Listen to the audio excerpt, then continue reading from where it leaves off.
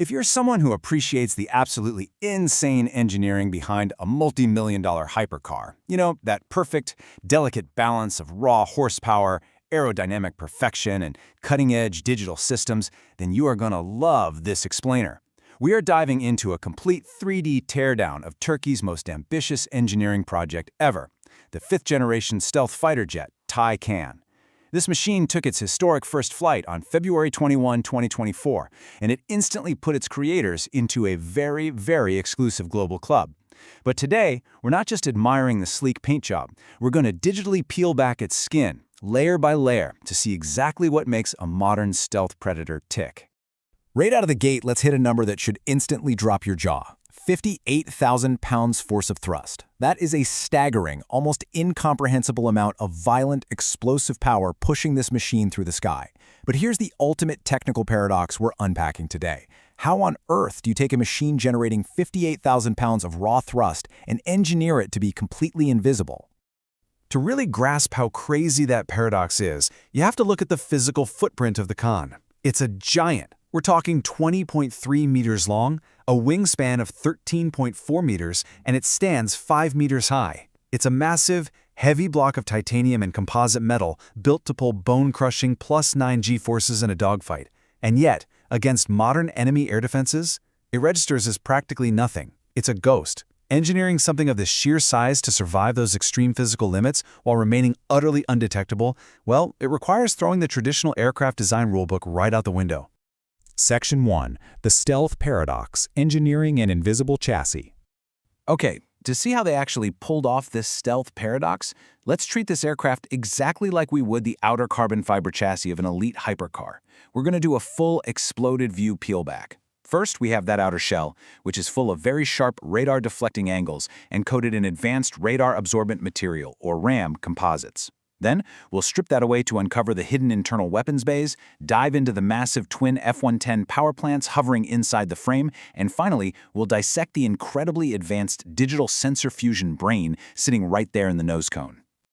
The whole philosophy behind that outer chassis makes total sense when you compare it to older jets. Legacy fourth-generation fighters, they bolt their weapons and fuel tanks right onto the wings like clumsy, drag-inducing attachments. Tactically, that acts like a giant, glaring mirror for enemy radar. But the fifth-generation Kaan operates on a totally different level. To keep that aerodynamic masterpiece of a chassis clean and keep its radar cross-section basically non-existent, it hides every single munition inside internal bays with specialized doors. The missiles literally only see the light of day for the exact fraction of a second they're fired. Clean lines, ultra-low drag, flawless stealth.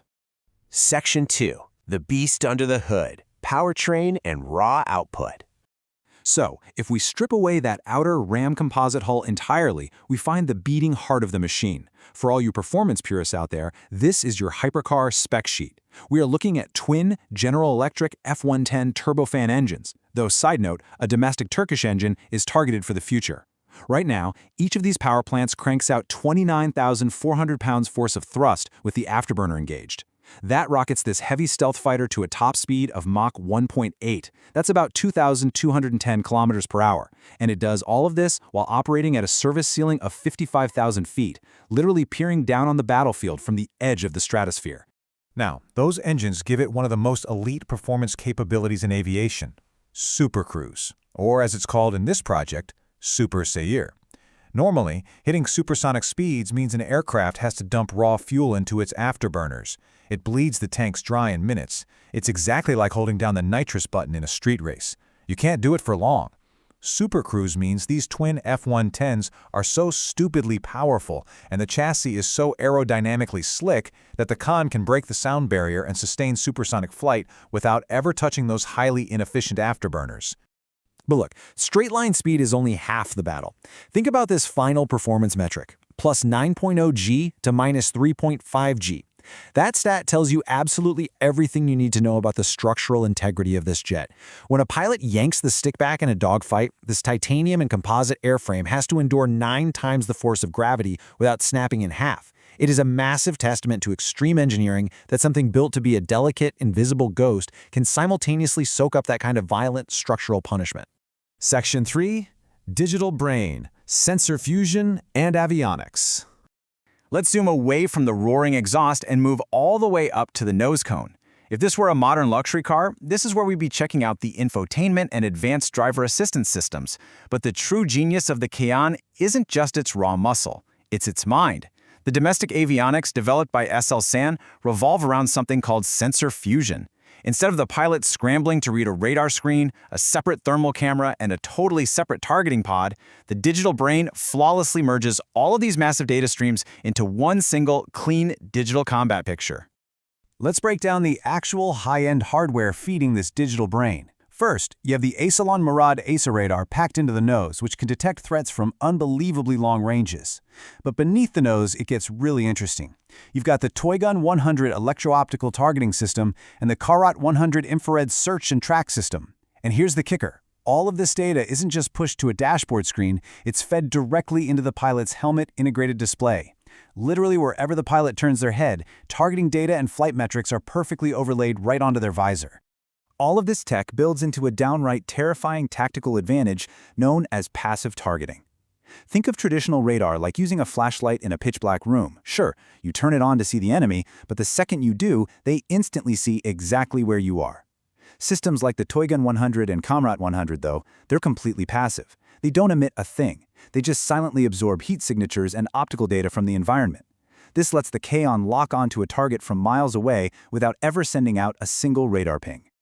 So, what does a silent engagement actually look like?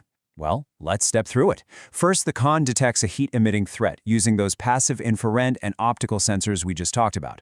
Second, the digital brain feeds that target straight to the pilot's helmet, allowing for a seamless visual lock just by looking in that direction.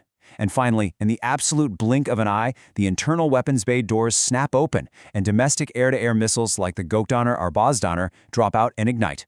The whole thing is incredibly fast, perfectly silent, and utterly lethal. Section 4. The New Rules of the Skies. Bringing it all together. It's time to collapse our exploded 3D X-ray view. If we bring that ASA radar, those massive twin engines, and the internal weapons bays all back inside that intact, stealth gray hull, well, it brings us to the real aha moment of this explainer. The ultimate engineering achievement of the Kaan isn't just that it has powerful engines, or smart sensors, or deadly missiles. True lethality is taking all of that world-ending power, all of those bulky, incredibly complex systems, and hiding them perfectly inside a sleek, aerodynamic, and completely invisible shell. It is the absolute pinnacle of mechanical packaging and integration. We've peeled back the layers of a truly phenomenal machine today, from its RAM composite skin right down to its sensor fusion brain. But I want to leave all you high-end engineering enthusiasts with a provocative question. When you factor in plus 9G agility, super cruise capabilities, and a seamlessly integrated digital brain, how do you think the engineering of the Kaan stacks up against the rest of the world's fifth-generation heavyweights, like the F-35 or the Su-57? It's a debate that is absolutely going to redefine the rules of the skies for decades to come. Thanks so much for joining me on this explainer, and I will catch you on the next one.